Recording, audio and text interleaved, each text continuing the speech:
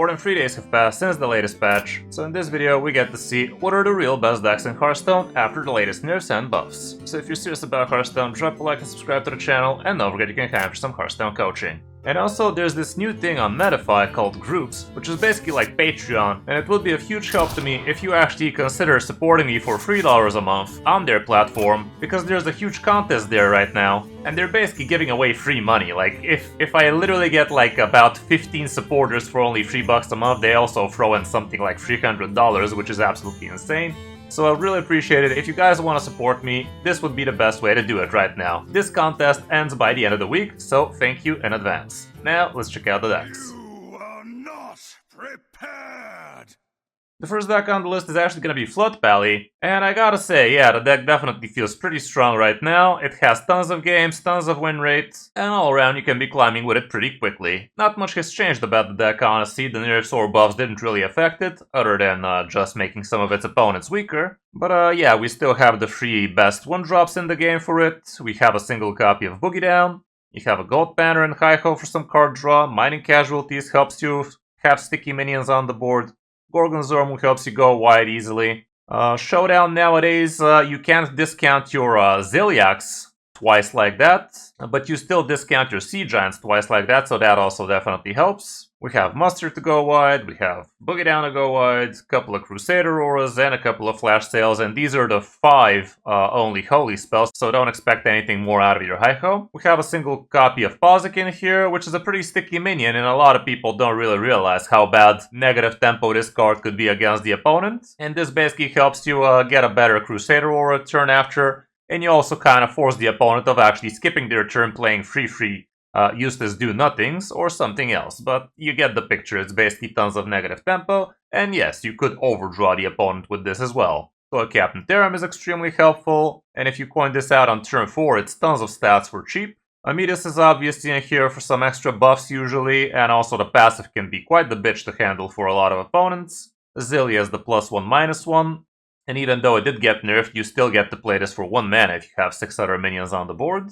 Prismatic Beam still helps big time, comboed off with your Showdown. It can go as low as 4 mana combo, like 3 mana Showdown, 1 mana Prismatic. That can be huge. And if you actually manage to combo a couple of Sea Giants or a Zilliax in the mix, it would be even better. But obviously, you don't always have to get maximum efficiency out of that. And lastly, we have a couple of Sea Giants, which usually drop pretty easily, mainly with the help of Showdown. You can check out my latest coaching session with it, a lot of teachable moments with it, and also in general, pretty good Hearthstone advice overall. But in terms of matchups, here's what the situation shows. A lot of green in here. Helo Priest, aka Overheal Priest, is not going to be great. Hand Warlock apparently ain't great, and we can see a few Death Knights not being your friend, but all around climbing shouldn't be an issue. As for mulligans, here's what it looks like going first. Nothing really out of the ordinary. You want to be curving out well. You only want a single good 1-drop in your hand, so don't overkeep more than 1. Hi-Ho or Gold Banner are amazing on turn 2. Gorgonzorm 1 curve is always best. Muster ain't bad. Mining is also a great 2-drop. Boogie Down would be a good keep if you already have a good curve going. And technically, Showdown can also be a consideration. Heck, even with a Sea Giant, if you have both in the hands, you could consider keeping him like that. But make sure to have at least a good 1-drop to go off, because it would be a little bit too slow if you just rely on this completely. The rest probably not an amazing idea to hold on to, even though they could have their moments. As for on the coin, the situation is not much different, but here things like Pozic become a lot more keepable, same as Zilliax. Flash Sale could be a keep, turn 3 Flash Sale could be pretty good. But the rest is kind of the same. You can notice Gold Banner is not such an amazing keep here, but honestly I would still hold on to it, because turn 2 draw a card, make the opponent trade it, not the worst thing in the world. On the number 2 spot we also have Hand Buff Pally, so yeah, the curse remains, Pallies are still pretty busted. And this one also has tons of games, above 60% win rate, definitely a sight to behold right now. Not much has changed in the list. This in particular is the more straightforward standard variant. Before we did see some hand buff Pallies trying to counter the meta with things that deny generated cards. This one is back to basics basically. We have Yogg and Astral Serpent. There's also another variant of this hand buff Pally, which I could have actually shown, because it also has even better win rate, but a lot less sample size, so I decided to go with the tried and tested. I think this is the one I'm talking about. Probably not, but I'll talk about it after we've gone through this list, when I show you the other good working archetypes. And yeah, it's straightforward hand buff, Pally. You just buff tons of stats, and you should be overwhelming for most opponents. You can OTK them with the help of South Seas, plus Outfit Tailors, plus Leroy's and whatnot. Or you can also just zerg the board over and over again with cheap, heavily buffed minions. Matchup-wise, here's what we can see, and Flood Pally is not gonna be your friend. Highlander Death Knight apparently is also not great. Zarimi Priest a little bit on the negative, Pirate Shaman and Evolve Shaman a little bit on the negative, but nothing too polarizing, so aside from Flood Pally, everything else is fair game or very favored for you. For the mulligan, again, not exactly rocket science. Going first, here's what it shows. Tigris plushie is okay against certain aggressive matchups, but I won't always hold on to it. Like if you're against the warrior, God knows you ain't holding on to Tigris. Goat banner is fine. Drone deconstructor is your best one drop. Magata could be a keep, because it's a lot of card draw, you don't have any spells. Theorem is also acceptable, but try to be curving into it as well. Grim Street Outfitter is something I don't normally like. You're going first, you have less cards, so it's definitely not your best 2-drop, I can tell you that much. Musclotron is fine. In some cases, you don't have time to be forging this guy, by the way. That's a newbie trap I've seen so many times. People forging this guy instead of just playing him is usually a lot less tempo for you. In certain matchups, yeah, you need to maximize on the buffs, but against faster matchups, you just want that body on the board, and if you don't have time to forge it, just plop it as is, and you're still probably going to be better off. Righteous is an okay turn 1. It's not something super amazing going first. It's not essential for you to have a 1-drop on 1, but in some cases you could hold on to it. Straight up holding onto the weapon is great, and also Instrument Tech could be great, but don't keep both of them together, I'd say. And the rest probably not so great. As for on the coin, here's what we can see again. Weapon still MVP, drone is still best on 1. Audio Medic could be a great turn 2, so you can kill a free drop basically like that, or hit the opponent 2-drop more like it. Instrument Tech is also fine. Again, don't keep both. And here with the coin, you usually want to be coining weapon on turn 3, so keep that in mind. Also, if you already have means to have the weapon on turn 3, you're probably not going to want to be holding onto a Musclotron in that case, so also keep that in mind. Again, Gold Banner a little bit on the lower end here. I would still keep the shit out of him, as many do. For other good Pally decks, like I said, this is the better win rate, a lot less sample size hand buff Pally. It's very close to what I showed you, but it also has a couple of customs enforcers, which really played well against the old meta, where we had a lot of pupil decks. Now with those not as popular, not sure if this is still going to be the besticle, but still, not a bad deck to go for. This one does not have Yogg, and what else? I don't know, probably doesn't matter, but yeah, you get the picture. We can also see plenty of other iterations of those two decks, and we're gonna have to scroll a little bit to see something different. Here's a Tourist Lionessa Pally, which has been receiving a little bit of more support, still not exactly amazing. There's also Urban Pally, apparently somewhat playable, but not really. And I've also seen a big Pally out there. I don't even know what the hell Pally that was. It was running Pip, so apparently it had some other big stuff in it. I managed to win against that guy before he really revealed what the whole idea was, but yeah. On number 3 spot, we can see that still Razzle Dazzle Death Knight has been doing quite well.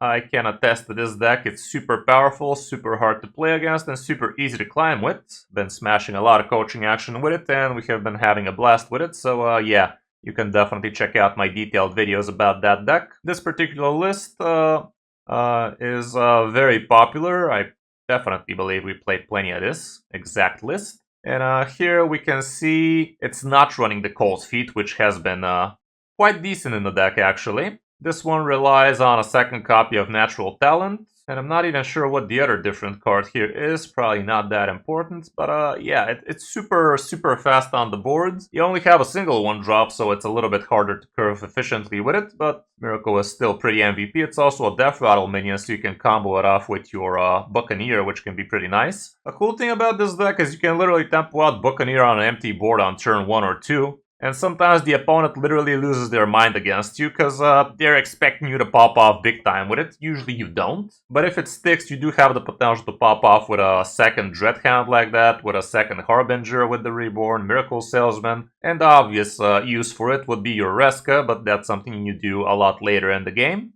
So don't be too scared to just tempo this thing. It's a chunky 1-4, and sometimes you have a massive positive effect, and a lot of the times you actually make the opponent skip their entire turn, wasting coins, wasting combo pieces, all around just losing their mind because of this guy, and a lot of the time you literally don't even plan on abusing it, so it can be pretty busted like that. In terms of spells, we have a couple of Frost Horns, we have a couple of Frost Strikes, couple Shadow spells with Down with the Ship.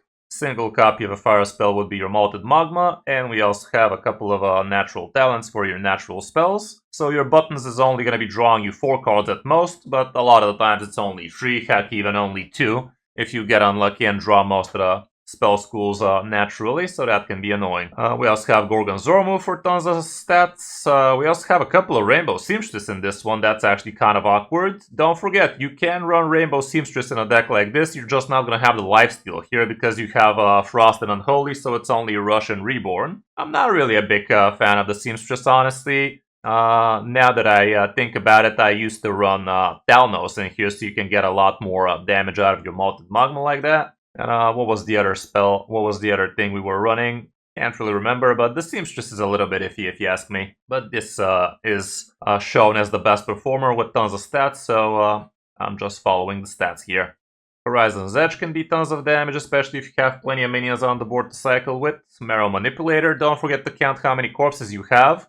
And also, before you start blasting with this thing, make sure you can make sure if you've exhausted all potentials of reducing the opponent's minions down to even numbers, so that you don't leak damage like that. Like, let's say if you have your mining casualties on the board and the opponent has a bunch of 5-3s, make sure to attack with 1 damage and the 3 health minions to make them into a 2 health, so that way your damage is going to be a lot more efficient with the Marrow Manipulator. We also have a couple of Razzlers, which give you tons of stats, and don't forget this thing is straight up summoning you a 5-drop, even if you haven't cast a single spell.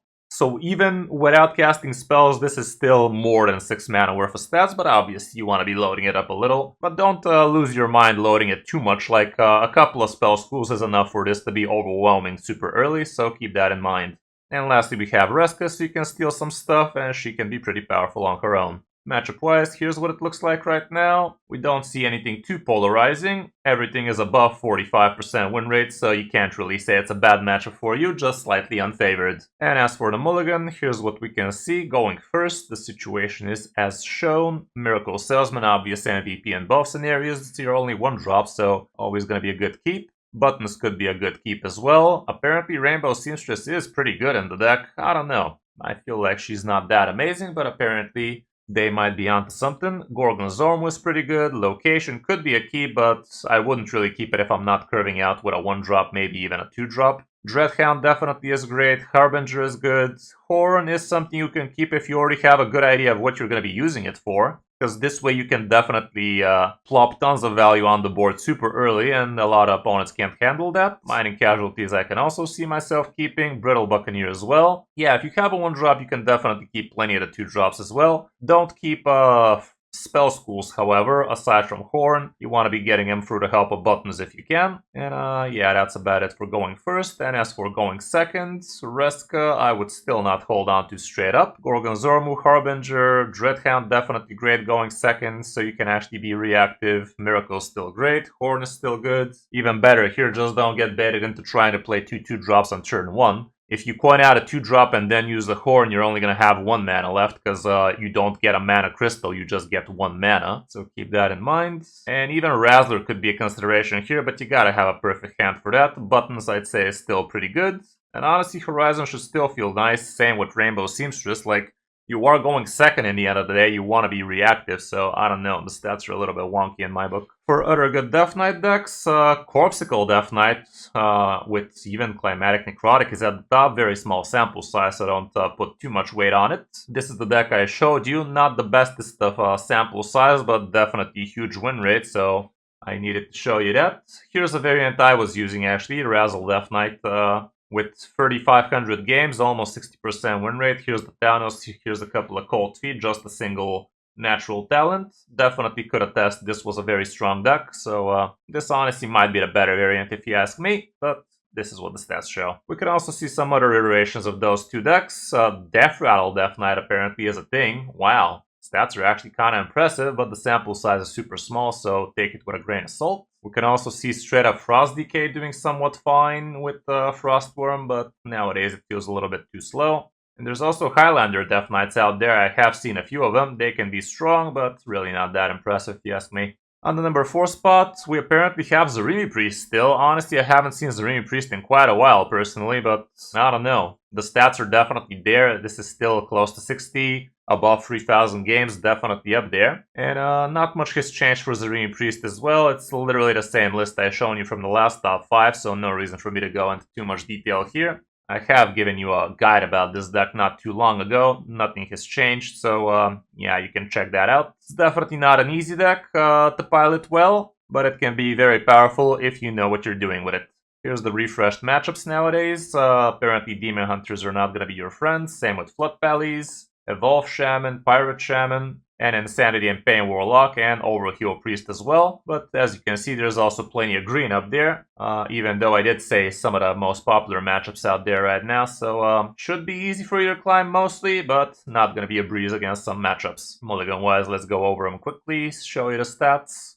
And here's what it looks like going first. And when you're going second, the stats are as shown. As for other good priest decks, we can see that Overkill Priest is also quite strong for the past few days. Here's the list I showed you. Zarimi, 2,000 games plus, 61 plus win rate, definitely nothing to scoff at. Overkill Priest, a lot less win rate and sample size, but the skill cap here is a lot higher. So a lot of the weaker players are skewing the results, whereas a lot of the good players are doing amazingly well with this, even in top 1000 legend, heck, even in top 10 legend. Overkill Priest is definitely still a menace. Highlander Priest, however, nothing to write home about. And lastly, we have Pirate Shaman. This is a more straightforward go face kind of deck. In top 1000, we can actually see a very, very weird looking new Shaman I actually tried. It's still running a lot of these cards, but it also has plenty of big stuff at the end. I will show it afterwards, after we're done with this one. But yeah, this is the Pirate Shaman we have been seeing for quite a while now. I did climb to top 100 legends with something like this not too long ago, so that was pretty good. And here you basically have plenty of good pirate synergies. You also have the weapon with a little bit of a weapon damage improvement with the help of Adrenaline Fiends, as well as Turn the Tides. And we have Ziliax with +1/-1. Again, I have a guide about this deck, so no need to go into detail. We have a single copy of Wave of Nostalgia, so you can also win on that front. And yeah, all around the deck is pretty good, pretty quick, but sometimes games feel a little bit awkward with it, so keep that in mind. Matchup-wise, we can see that some of the Death Knights are not going to be great for you, but literally everything else is 50-50 or a lot more in your favor, so climbing should not be an issue for sure. As for going first, here's what we can see. Sigil of Skydiving definitely is great. Trusty Companion, if you have a 1-drop, can be amazing as well. Ziliax straight up, if you already have a good curve, could be a keep. Murloc Glowfin would be a good example of a minion you want in order to keep Ziliax. Same with Patches. Treasure Distributor is also not bad on 1, especially if you follow up with Sigil on 2. That means on turn 3 you're gonna have like this thing at 4 damage, and the other sigils are gonna be 2 damage a pop, so that would be a total of 6 damage extra like that. But in order for that to happen, this guy actually has to survive your turn 2, so there's that. Gorgonzola was still great, and Shockhopper is acceptable. It's not your best 1-drop, but it's still something to do, so keep that in mind. If you already have a good curve going, even Carefree Cookie could be a great keep, but apparently the stats don't support it as much. As for on the coin, here's what it shows. Again, Zilly, Gorgonzola, Sigil, heck, even Galganeth is kind of fine here, but don't forget if you coin this guy on turn 5, you're not going to get the first spell each turn cost 3 less, because the first spell that turn was the coin, so that can be kind of crappy. Trusty is still good, Murloc's still great. Yeah, it's kind of the same stuff. For other good Shaman decks, here's the list I was talking about. Rainbow Shaman with Razzle Dazzler, with Colagarn, Walking Mountain, and Yogg at the end. And the reason for these big fucks at the end would be this 6-mana spell Cliff Dive. The deck definitely felt pretty fun, pretty novel. But I couldn't win much with it, despite it being listed as the best deck in top 1000 for the last 3 days. Like, here it is. Not that much sample size, obviously, but definitely looks pretty promising. Couldn't win much with it, but it's definitely a deck to be thinking about, so keep that in mind. We can also see some other iterations of these Shammy decks. So you have plenty of options, including Highlander Shaman, which is not super amazing, but it's still pretty fun when it works. For the classes we haven't mentioned, starting off with Demon Hunter, we can see that Pirate Demon Hunter is your best bet with a lot of sample size. This is the self-damaging Arana variant, so not exactly super straightforward, but also not exactly rocket science.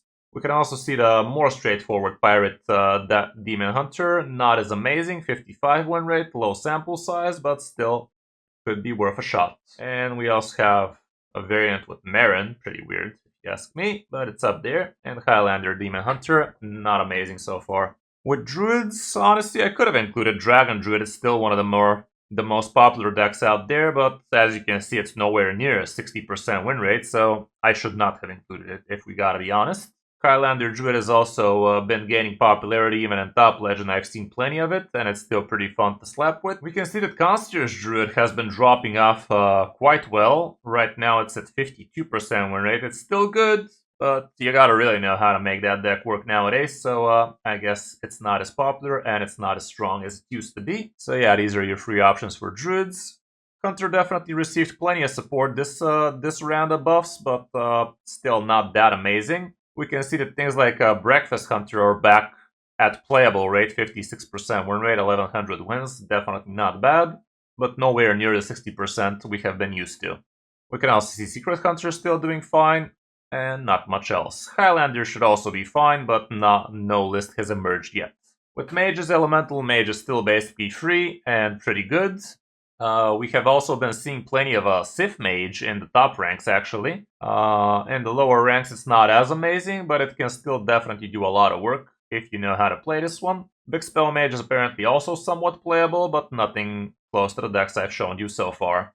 Mining Mage with Sith is also up there. No, this one doesn't even run Sith. That's kind of weird, but yeah, it's Mining Mage apparently. And I'd say that's about it for Mage so far. With Rogues, wow, Rogue definitely got deleted, huh? I've been hearing about Cutlass Rogue doing somewhat fine. Here's the more populated list with it. It's not looking good, Rogues. Not looking good, but it is definitely a deck where you really know how to play it, because you have a lot of random in it, and you really gotta know how to make the most out of the random BS you're gonna be getting, so results may vary. Warlocks are also still quite up there. I definitely could have shown you a Pain Warlock today, but I have shown you plenty of those in the past as well, plenty of videos with them, so decided not to. But yeah, Pain Warlock, tons of stats, tons of win rate. We can also see Insanity Warlock still doing quite fine. This one has low sample size, but you get the idea. Here's one with a lot more sample size, a lot less win rate, however, but still definitely worth the check. We can also see things like Wheel Warlock and Hand Warlock up there again. I mean, they're the same thing. They are playable, definitely not the meta breakers some creators would like you to think they are. And lastly, we have Warrior, and a lot of buffs didn't really do all that much for it. Right now, it seems like Odin Warrior is the best bet with good sample size, and Virus Control Warrior is also up there with some interesting inclusions here, but it's definitely not an absolute meta breaker. So that's gonna be it for this top 5, guys. Hope this helps you figure out what you want to be playing in the new September season. If you enjoyed the video and like what I'm doing, drop a like and subscribe to the channel, and don't forget you can also hire me for some Hearthstone coaching and support me on Meta5 through groups. Thanks for watching, I'm Kris, and I'll see you in my next video or stream.